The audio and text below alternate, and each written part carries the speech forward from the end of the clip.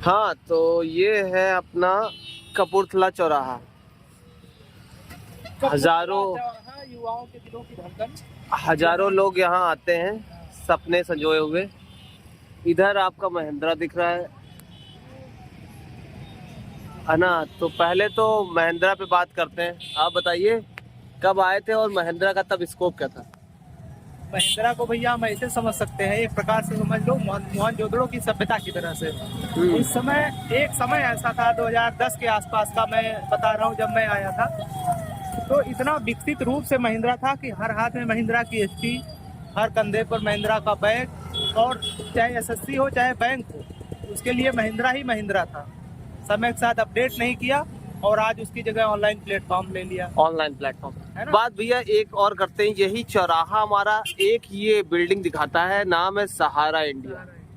क्या वक्त के साथ इन्होंने भी गच्चा खाया? बिल्कुल बिल्कुल। इनकी स्टोरी में क्या रहा? सहारा की जो स्थिति है सेम समझ लीजिए महिंद्रा से रिलेट कर सकते हैं। एक समय सहारा के इतने फंड निवेश हुए थे कि मैक्सिमम जो भी मध्यम वर्गीय परिवार के लोग हैं सहारा में अपना इन्वेस्टमेंट किए थे। फिर बाद में जो हिसाब किताब इनका गड़बड़ाया, हर आदमी इनसे गच्चा खाया, फिर ये सबसे गच्चा खा गए।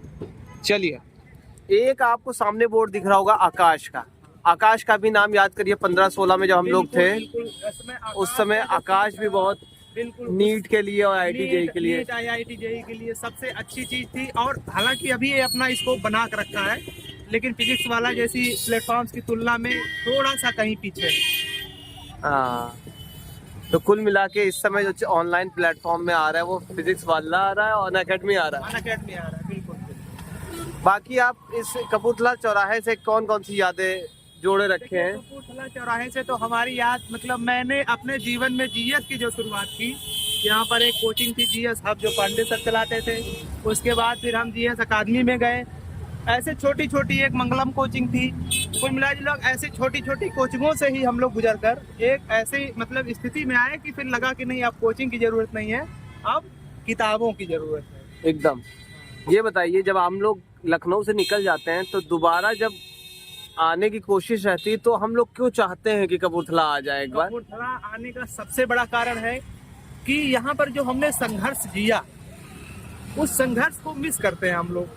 मतलब वो पुरानी 5 रुपए की कटिंग चाय और पुराने दोस्त, अभाव में साइकिल से गमछा ओढ़े आना है, स्लीपर में पैदल लोअर के साथ मतलब कोचिंग अटेंड करना, मतलब वो एक अलग अनुभव है अपने लिए, समझ लो ऑक्सीजन की तरह। एकदम एकदम। और थोड़ी देर अगर यहाँ बैठ लिया जाए, बैठ के आप कितना स्ट्रेस लूज कर देते हैं वो पता भी नहीं चलता है।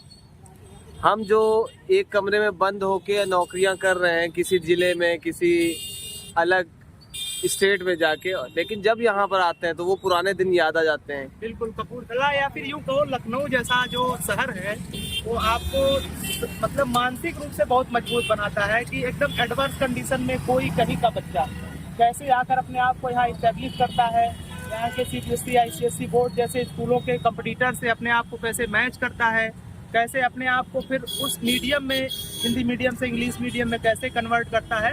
और कहीं न कहीं यूपी बोर्ड का बच्चा यहाँ आने के बाद सीबीएसई आईसीएसई बोर्ड की तुलना में मेहनत तो ज्यादा करता है, लेकिन शुरुआत में उसको आउटपुट नहीं मिलता है।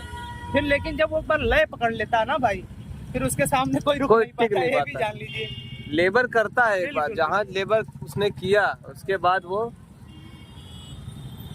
बात ये है मोटी माटी कि इस चौराहे से लाखों अरमान निकलते हैं डेली, और उनको बुनकर यहीं से लड़के अलग अलग विभिन्न प्रतियोगी परीक्षाओं में अपना स्थान बनाते हैं, एकदम अपने गांव, शहर, नाम, घर, परिवार और खासकर अपना एक मुकाम तय करते हैं।